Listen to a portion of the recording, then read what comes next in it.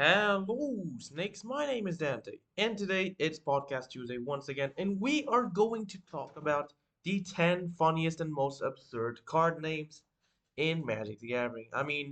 This is just another fun podcast I want to make where the card power level isn't really that important, and we're just gonna talk about, the name, the lore behind the card name, etc. There's a and some similar cards that also fit the similar criteria. I remember one time I made a podcast on the top 20 worst cards, but now we're just gonna talk about funny card names, not necessarily bad cards. Why not? I think it'll be fun. Let's just find out. So let's start off with our number 10, and we got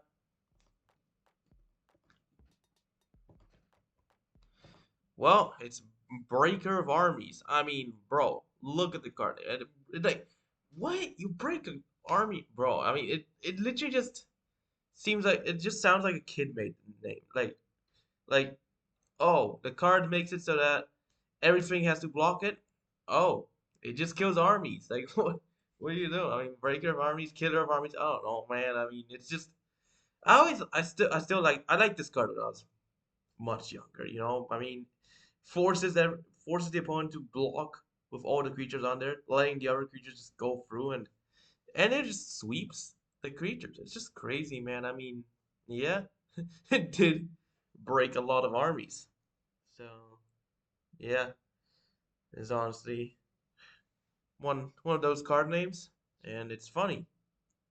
So why not? Let's go to our number 9, and we got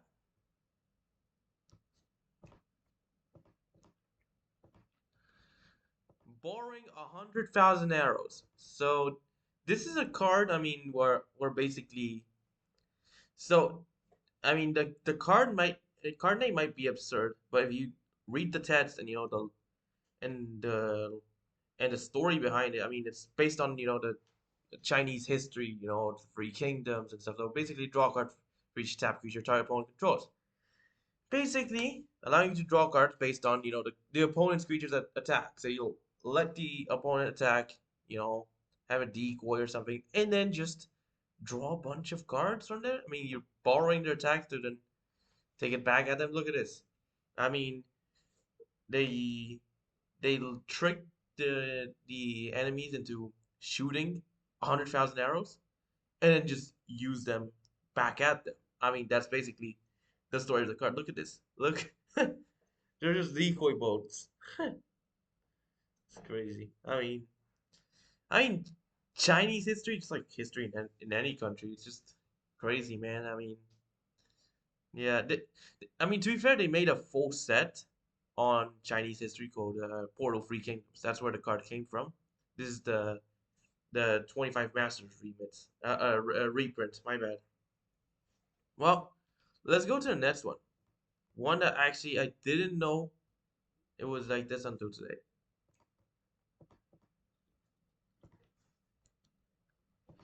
So Magic has a bunch of different card creature types. Unique creature types. Brand new types and stuff. And this is basically the Feldegriff. So Feldegriff, it's just like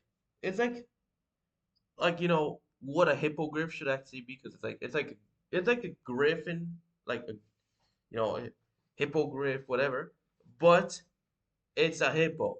So, but the thing is, there was another Feldegriff, which is questing Feldegriff. But the reason why it's called like this is because it's an anagram of Garfield PhD. So in case you don't know, Richard Garfield, when he makes a post or something, or like in Magic, he's referred to as Richard Garfield PhD. Of course, that's because also that's his card. His card in game is literally Richard Garfield PhD. So it was so yeah, of course you get the the Feldegriff, questing Feldegriff, and then there's like similar one, for one of the lead set designers, for Magic, Mark Rosewater. his card is Morrow. I mean, as a shortening of Mark Rosewater. And the interesting thing is that they made more Morrows, like I mean, based with which are like elementals or spirits, with abilities similar to the original Morrow. Like, you got Molimo and Motani, the Morrow sorcerers. You got the Morrow cycle in Kamigawa, and it was just cool. I mean, Territorial Morrow was also one, I think. Yeah, I mean, sadly, Morrow was not a creature type. It was just a it was just a mechanic. I mean, yeah. But well, now let's just go into the next one, the number seven, and it's none other than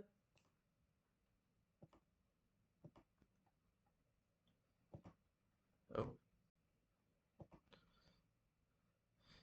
Dingus Egg. So, I mean, there's two cards that are similar, Dingus Egg and Dingus Staff. But I mean, which is funny because they're both funny because they use Dingus. But this is even funny because the fact that it's an egg, not a staff. I mean, and also look at the flavor text. Legend has it that the world was hatched from a dingus egg. Like, what the? I mean, back when I was, like back during COVID, I actually used the word dingus, in my party chats, and and honestly just funny. I mean, it's just, you know, and it just, but still, I mean, this dingus egg. It's a cool card, funny card as well, and yeah, I mean, it's just It's just it's just a card. I mean, why not? I mean, let's just go in to our number six. And we got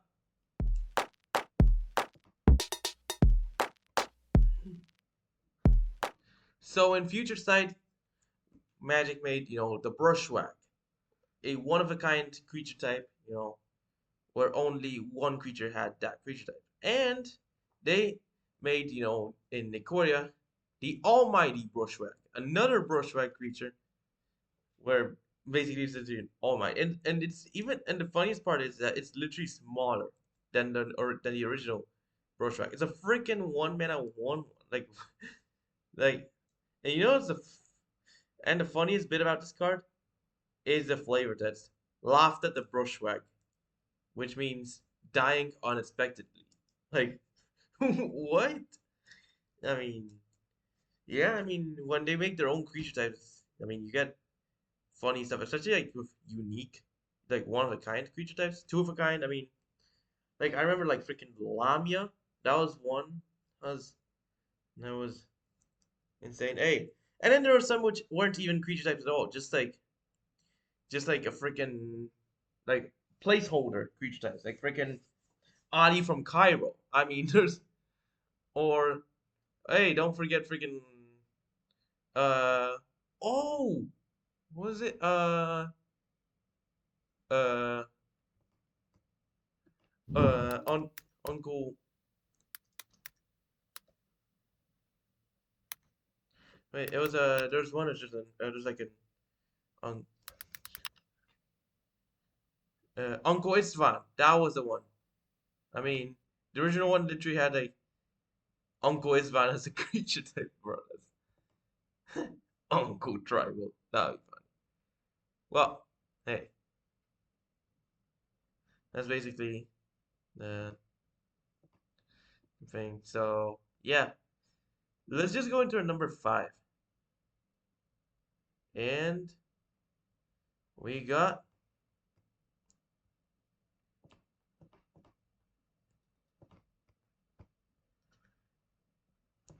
When I said I made this podcast, I mean I only said it was gonna be black bordered cards. And well, yeah, this is a black border card, but I mean it's from Warhammer, so still counts. So this is the Sloppity Biopiper. I mean, what the hell? I mean, and the art. It's like a freaking demon that uses a pipe or something. That just makes music. I mean, you got the jolly. gut pipes. So it's like a bagpipe but made of a gut. I mean, where you basically pay 2 mana tap and sacrifice a creature to give the next creature a cascade. So yeah, it's a crazy card, man. I mean, it's but hey, what else can you expect? It's freaking Warhammer, man. I mean, if there's any game with more like diabolical demons and stuff than Magic, it's freaking Warhammer. I mean, you just read the novels, man. I mean, but yeah, the name Sloppy Bob Piper gotta be had to be on there. I mean, let's just go in to our number four, and we got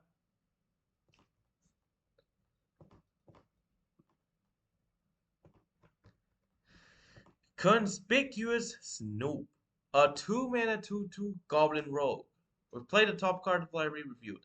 You may cast goblins from the top, and as long as the top card is a goblin, the Conspicuous Snoop is already activated. I mean, bro, it literally lets you snoop into the top card of your deck and then let goblins through from the top. I mean, it's or even just copy them. I mean, it's like it literally just the Snoop part is the funniest part. I mean, it's like freaking Snoop Dogg or something. I don't know. I mean, it's just funny. I mean, why not? This is literally the conspicuous Snoop. So so yeah. Well, let's just go in to our number three, and we got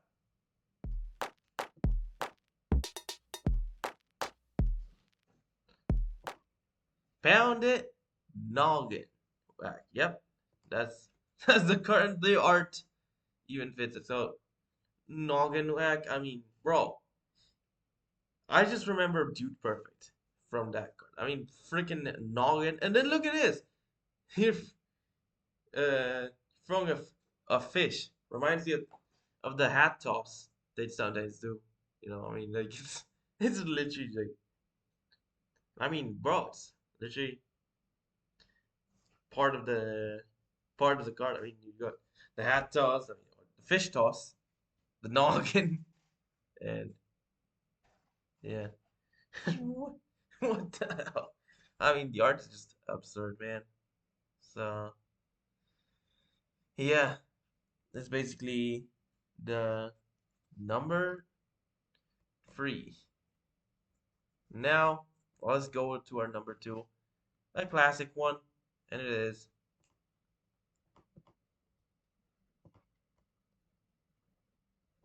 Kaboom! One of the few Magic universes within cards that had an exclamation mark. I mean, well, the thing is that like, what the frick? No.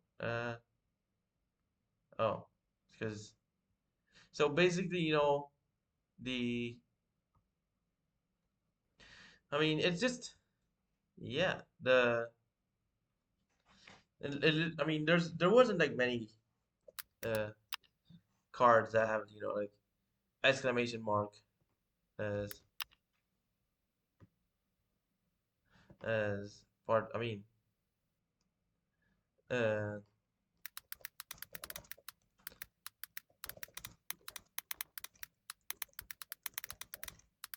so yeah, that's basically. I mean, well, I mean, now there's like more cards, black border cards with exclamation marks in names, but I mean, when it's universes within, it's just rare. Like like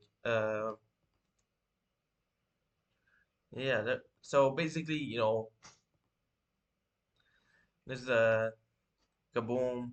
You just blow up. I mean, it's just it's just a fun card name, and yeah. So yeah, I mean, there's like what 35 cards. I mean, in the game, good, but there's like some that are like universal. Let's just, I mean, let's just exclude silver bordered cards, you know what I mean? Or just any unset cards and any if we exclude unset cards and universes within universes beyond cards, like the only cards that have like exclamation marks are like I mean you got Kaboom, you got uh what else? Huh? Kaboom? Is that it? Oh, two arms and Kaboom. They're like the only two black bordered uh cards with exclamation marks in the name that aren't Universe Beyond. Because you get like if you count like uh unset cards, I mean mainly silver bordered. There's like Boing, which is black bordered, but the yeah, and then there's like and then you got the universes beyond cards. You know, some of the renaming, like Tis but a scratch, which is dismember, but well, yeah. Let's just go into our number one, and it is none other than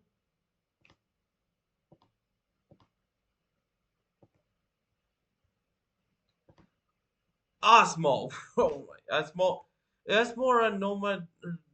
Yeah, the like, but the thing is that it's literally a character in like in the lore, a minor character in the lore, but basically the chef of the freaking the abyss. You know, they're the chef that just cooks the food for all the demons, man. I mean, well, that's basically the mm, the the the card. It's just and it's just like all one word. I mean, well, I think like the longest card name to only have like one word because there's like a bunch of cards that I mean, no, actually, cards that fill up the full 10 spots. I mean, an there's like what? I mean, there's two cards which are silver bordered, which fill more than that. I mean, you got like the ultimate nightmare of Wizards of Gold's customer service, and then you got the our market research. Those are, but they're silver bordered. We're talking about exclusively black bordered cards. So yeah, I mean, they ever make another silver board, then maybe I might make another silver bordered podcast because honestly, they're fun. Like I'm not saying they're not. It's just we're talking about normal cards. Let's just go to our combo. It is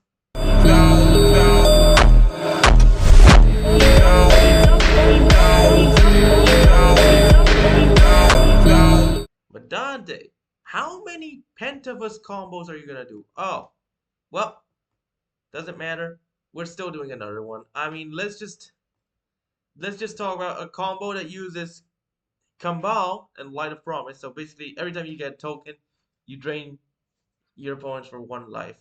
And Light of Promise puts plus on counter whenever you gain life on the enchanted creature. Enchant the Pentavus. Remove a counter from the Pentavus to create a Pentavite. Sacrifice a Pentavite to add 2 mana. Oh wait, hold up. You remove the plus one counter. That puts the plus one counter by draining your opponent's life for one. When you get the token, now you sacrifice the token to get 2 mana. Use one of that mana to create another Pentavite, and you get infinite mana, infinite drain, infinite life, infinite ETBs as well. I mean, so yeah, it's basically the infinite combo. I've made other Pentavus combos with Ashnod's Altar, but wow, I mean but that's a different aspect because it uses life gain. Now let's go to a non-bow, which many commander players aren't doing properly. So yeah, let's just get into it.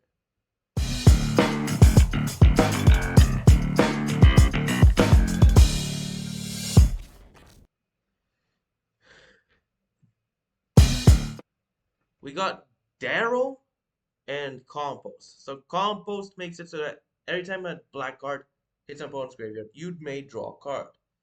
Now Daryl gives an opponent free zombies. But the thing is that I mean the zombie tokens are black, but they don't trick since they're not cards, they are not hitting the opponent's graveyard. So you are not getting a bonus card from a zombie dying, from combo. So you're only drawing one card every time a zombie dies, not two. So yeah, I mean, there's other commanders that have similar effect. I mean, but they will not work with combos. So yeah, congratulations, you've reached the end of the podcast. So why don't you like and subscribe, follow my Twitch channel, share friends, stay tuned to the next videos, streams, and podcasts. Podcasts will be live every Tuesday, 4:30 GMT. So stay tuned to them. Watch my other videos too. Thanks for watching. Hope you enjoyed it. And bye.